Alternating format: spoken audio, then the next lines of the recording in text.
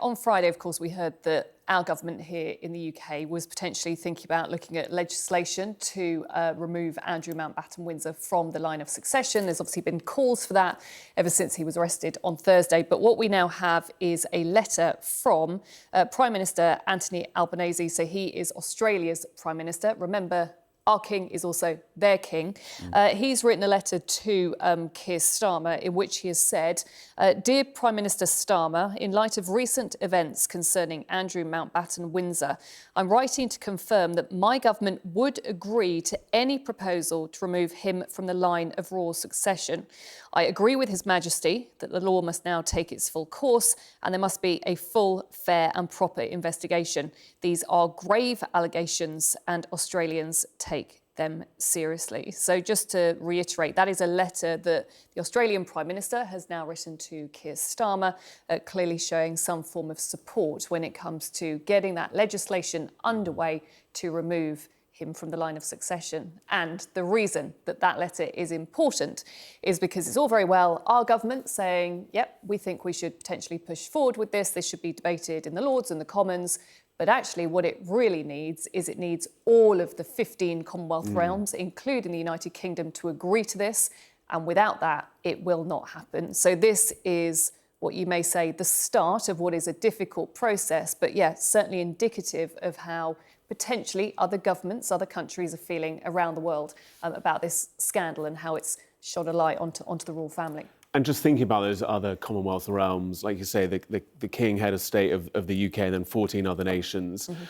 You know, Australia, one of the biggest, Canada, obviously one of the biggest as well, but perhaps Australia having a bit more of a challenging relationship with the British monarchy than perhaps other realms have. Yeah. So maybe unsurprising they go first? Look, there's no doubt that when the Queen and the King went to Australia very recently, that tour went down very well, and actually the discussions around Australia becoming a republic were fairly muted. Anthony Albanese has spoken about potentially there being a referendum about Australia breaking away from the monarchy. He seems to have put that on the back burner. But yeah, probably not entirely surprising that Australia is the first country. Just to remind people, lots of Caribbean countries, so Antigua and Barbuda, Bahamas, Belize, Jamaica, St Kitts and Nevis, St Lucia, St Vincent and the Grenadines, but then you've got Pacific islands like Tuvalu, Solomon Islands, I'm going through my list, Papua New Guinea, but yeah, the big countries that you're looking at are Australia, Canada and New Zealand, of course. So we wait to find out. We know that the King has got a really close relationship with Mark Carney.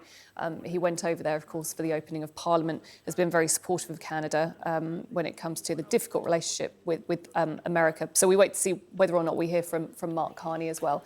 But again, I think this just shows this is such a difficult thing for the royal family.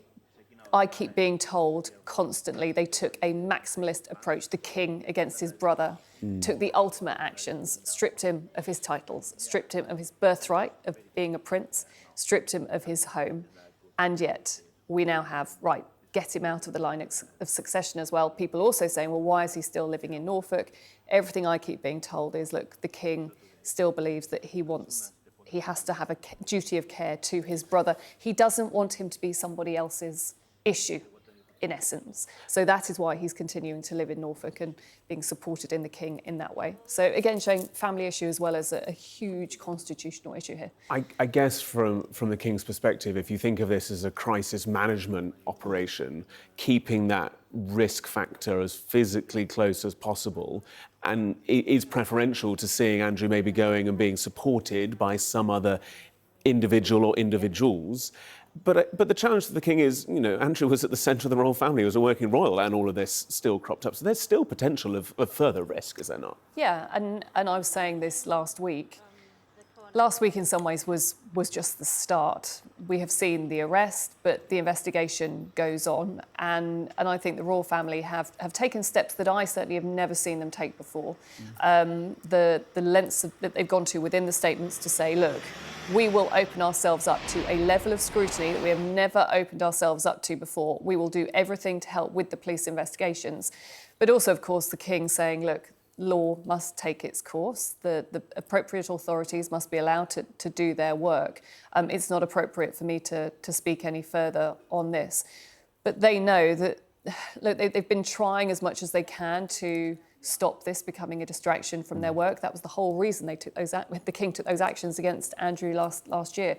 But I think they completely understand that this is in so many ways out of their control now. And the fact that we've had this letter from Anthony Albanese, which is probably worth us reading again. So Anthony Albanese, Australia's Prime Minister, writing to our Prime Minister, Keir Starmer, basically saying, in light of recent events concerning Andrew Mountbatten-Windsor, I'm writing to confirm that my government would agree to any proposal to remove him from the line of royal succession. So we wait to see if other Commonwealth countries are going to respond. And just more broadly, just here in the UK, as we see these live images of Windsor, what is the kind of the status of the searches and the situation regarding Andrew personally? So last week, we, of course, saw Andrew Mountbatten-Windsor arrested in Norfolk. He was questioned for around 11 hours before then returning to Wood Farm, where he's living in Sandringham. We haven't seen him since then. There is, of course, that awful photo of him, which one photographer managed to get as he was leaving the police station. We haven't seen him since then. But Thames Valley Police, of course, are leading this investigation. They are still searching Royal Lodge, which is where Andrew Mountbatten-Windsor lived with his family for over 20 years. So that is where their investigations are still ongoing, very much at Windsor. We've seen cars coming and going from there. And yeah, Thames Valley Police have reiterated that it is a difficult investigation, this one. Proving misconduct in public office is notoriously difficult. Therefore, they will be doing everything they can to investigate any potential leads and gain any information that they think may help in terms of that investigation.